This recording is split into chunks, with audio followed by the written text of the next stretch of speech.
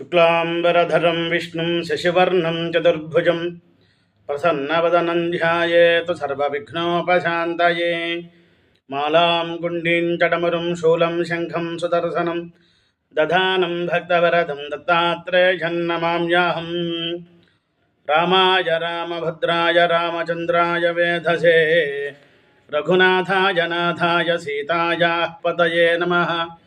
काकपक्षधरं देवं वनमाला विभूषितं श्रीरामं बालकं ध्यायेत् बालकाण्डे मुनीश्वर। పరమ పవిత్రమైనటువంటి మాసం చైత్రమాసం, వసంత ఋతువు, నవరాత్రి ఉత్సవాలు జరుగుతూ ఉన్నాయి.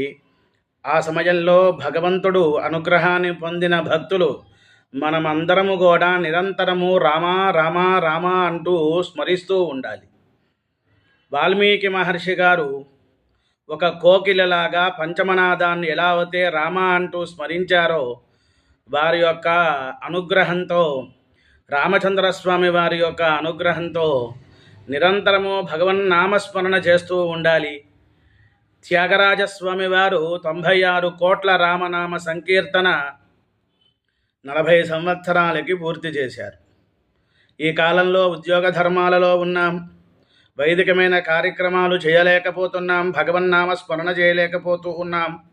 కనీసం ఇటువంటి నవరాత్రి ఉత్సవాలలో కూడా కనీసం ఆలాపనగా అయినా, యథేచ్ఛగా అయినా, భక్తిగా శక్తి పెట్టుకొని సంశక్తిగా అనురక్తితో రామనామస్మరణ చేస్తూ రామాయణాన్ని వినాలి. వేదవేద్యే పురే పుంసే జాతే దశరథాత్మజే వేద ప్రాచేతసాదాసీత్ సాక్షాత్ రామాయణాత్మన. వేదవేద్యుడైన పరమాత్మ దశరథపుత్రులుగా ఆవిర్భవించారు. పరమాత్మను తెలియాలి అంటే, తెలుసుకోవాలి అంటే, పరమాత్మ గురించి అనుసంధానం చేస్తూ తెలుసుకోవాలి అంటే వేదమే మనకి ప్రత్యక్షమైనటువంటి సాక్షి. అటువంటి వేదము రామాయణ రూపంలో బ్రహ్మగారి యొక్క అంశతో వాల్మీకి మహర్షి గారు ఆది కావ్యంగా వాల్మీకి రామాయణం రచించారు. బ్రహ్మ అంశతో వాల్మీకి మహర్షి గారు ఆవిర్భవించారు. వాల్మీకి రభవత్ బ్రహ్మ వాగ్భూతస్య రూపిణి అని స్కాందం మనకి చెబుతోంది. వేదం చూడండి, భృగుర్వై వారుణి వరుణం పితరముపససార అధీహి భగవో బ్రహ్మేతి శృతి చెబుతోంది. ప్రాచేతస గణములో ఆ ఋషివంశంలో కోవకి చెందిన వారు ఈ యొక్క వాల్మీకి మహర్షి. వాల్మీకి మహర్షి ఎవరు అసలు?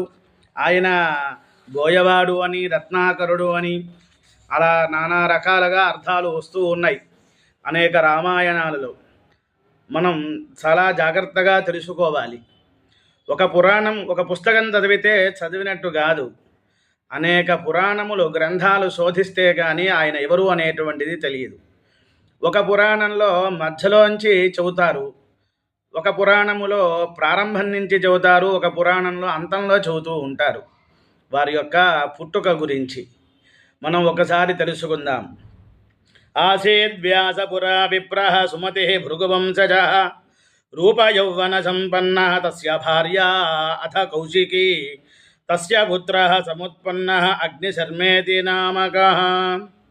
పూర్వం త్రేతాయుగంలో భృగువంశంలో సుమతి అనే ఒక బ్రాహ్మణోత్తముడు 4 వేదములు చదువుకున్నాడు. కౌశిక గోత్రంలో పుట్టినటువంటి అమ్మాయి పేరుని కౌశికి అనే నామాన్ని పెట్టారు. తల్లిదండ్రులు ఈ యొక్క సుమతిని ఇచ్చి వివాహం చేశారు. సుమతికి ఇచ్చి వివాహం చేశారు. సుమతి కౌశికి వారు అన్యోన్యంగా ఉన్నారు.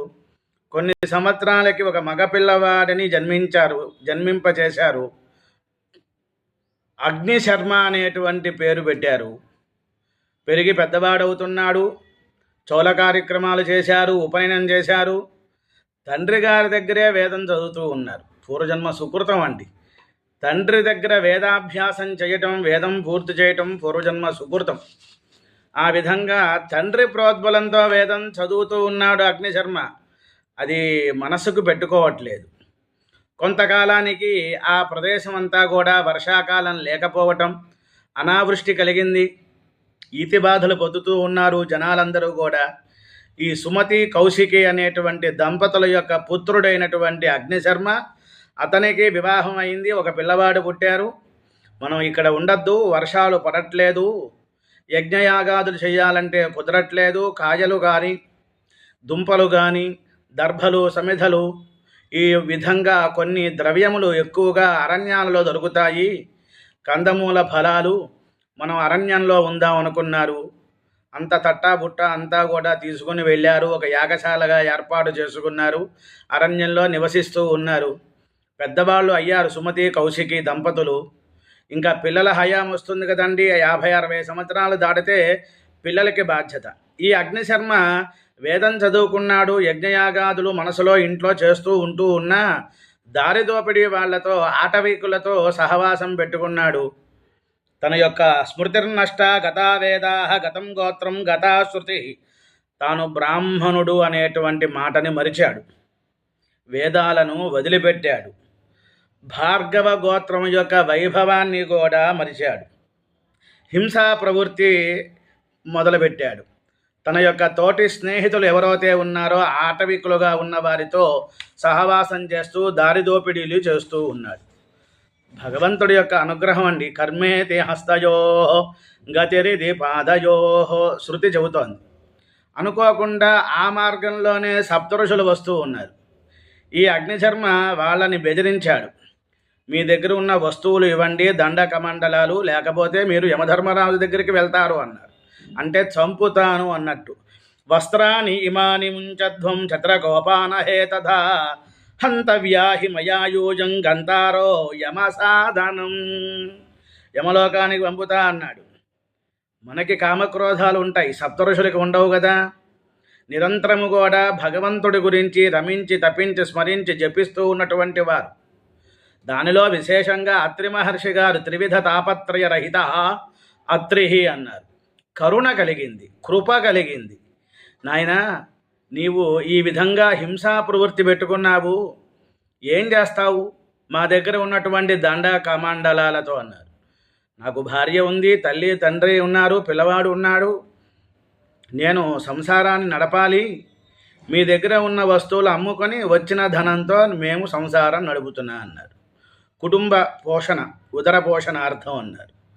మరి పాపం వస్తుంది కదా, ఇంతమందిని చంపినందువలన నువ్వు ఒక్కడివే తినట్లేదు, తీసుకువెళ్ళేటువంటి వస్తువులు ధనము డబ్బు అంతా కూడా మీ ఇంట్లో ఉన్న నీ తల్లిదండ్రులు భార్య పిల్లలు కూడా అనుభవిస్తున్నారు.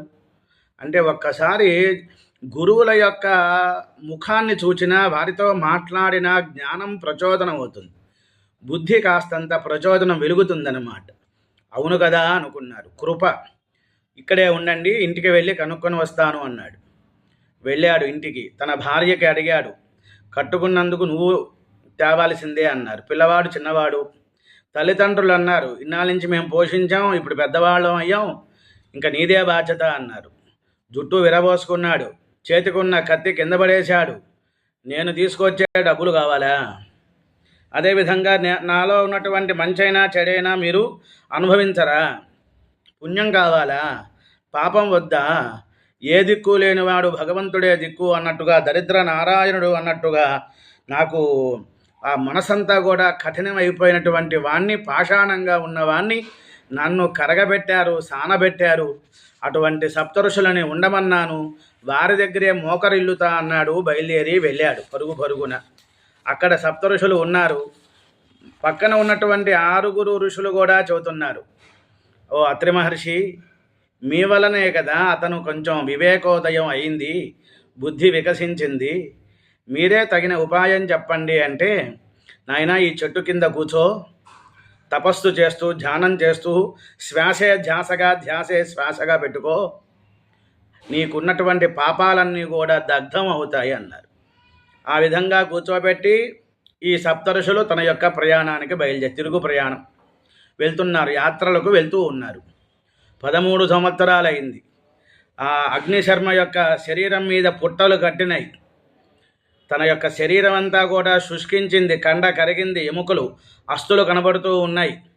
13 సంవత్సరాల తర్వాత తిరుగు ప్రయాణంలో సప్తఋషులు వస్తూ ఉండటం, ఆ ప్రదేశంలో ఎప్పుడైతే వారు వచ్చారో చాలా పవిత్రంగా కోకిలలు చిలుకలు రవం చేస్తూ శబ్దం చేస్తూ ఉంది, ఆహ్లాదంగా ఉన్న ప్రదేశం. అప్పుడు అనుకున్నారు ఈ అగ్నిశర్మ ఇక్కడ ఉన్నాడు అని. కమండలంలో ఉన్న నీళ్లు తీసుకొని అలా ప్రోక్షణ చేయగానే లోపల నుంచి బయటికి వచ్చాడు. వినమ్రంగా సాష్టాంగ దండ ప్రణామం చేశారు. 13 సంవత్సరాల తర్వాత సప్తఋషులు చూసినప్పుడు వారి స్పర్శ వలన నీళ్లు ప్రోక్షణ చేసిన మాత్రమునే పూర్వపు వైభవం, తన శక్తి, శరీరం దారుఢ్యం వచ్చింది.